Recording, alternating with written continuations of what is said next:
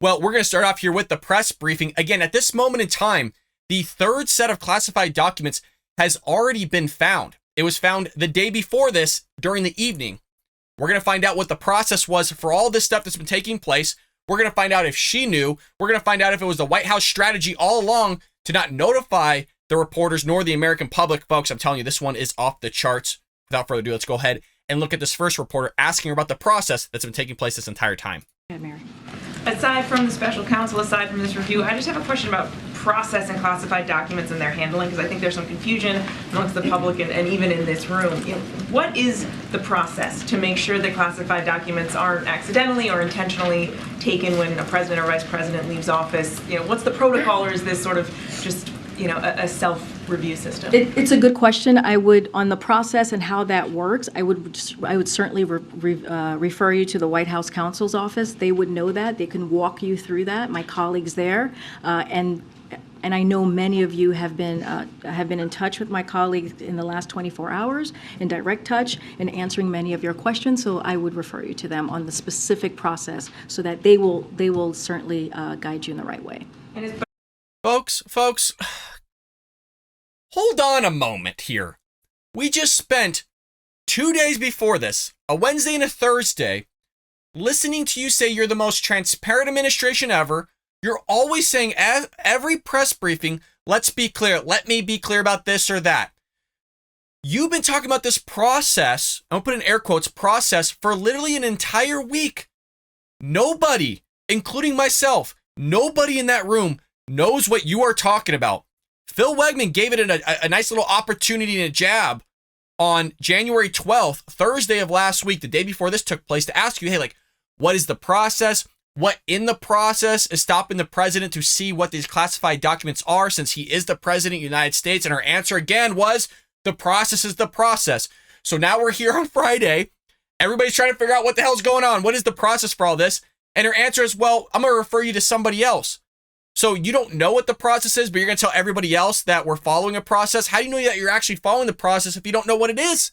In the same way, just on January 11th, she was answering a question about the documents and what they said. And she goes, well, I haven't actually talked to the president about what's inside the documents because he said he didn't know. So why should I ask him in the first place?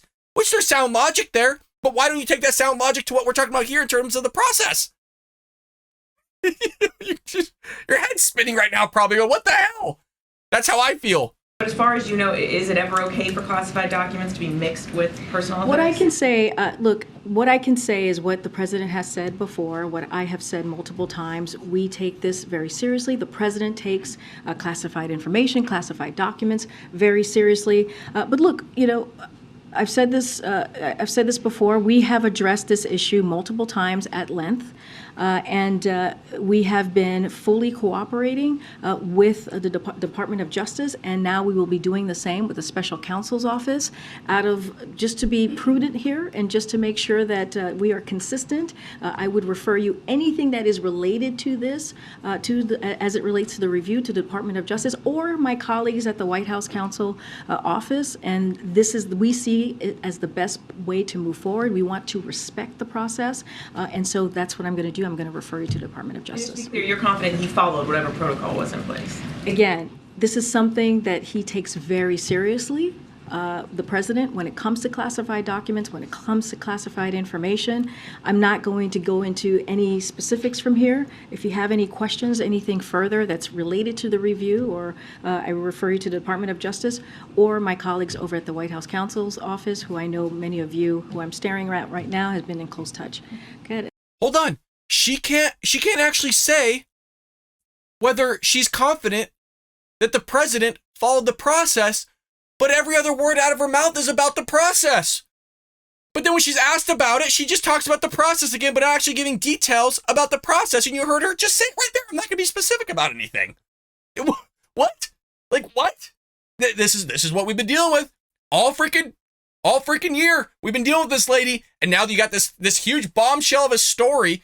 And to be quite honest, folks, it's not even that big of a deal that there was classified documents in terms of being left in Joe Biden's garage, unless they were like nuclear codes or something crazy. I mean, it was the same thing with Trump, right? If we're going to have that linear logic here, Trump had classified documents at Mar-a-Lago, all right?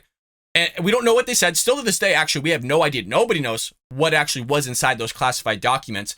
But we've been told it wasn't necessarily like nuclear things or anything like super crazy, right? So it's probably the same thing here. It probably wasn't anything super crazy. The whole reason why we're blowing the story out of proportion is it has the possibility of being crazy because Joe Biden's in bed with the Chinese. I mean, Hunter Biden, we know for sure, has business dealings all across the world. So what's inside those? And then could Hunter Biden or some sort of foreign operative that's connected to Hunter Biden, the Biden family, been able to see those documents and what documents were actually stolen that we don't know about and were sent somewhere else? So all this stuff could happen. It's all conspiracy theory. It's all conjecture, right? We don't really know, but it's a big story nonetheless. And the fact we're blowing it up is because they blew it up on Trump, right? They raided Trump Mar-a-Lago, FBI raid, all those other things. And furthermore, they held it from all of us. And they continue to lie about it from all of us and the press. Not just once, not just twice, but now 3 times. Again, this press briefing that we are watching, the night before, a third set was found. And we're trying to find out if she's going to acknowledge it. The press, technically, folks, the press might not know about it because as far as I know, it was released the day after to everybody else on Saturday that they found the documents. At least that's what Fox News was reporting. I hope you enjoyed that clip from the Bald Brad Show. If you did, make sure to hit that subscribe button so you can stay up to date on all our future content.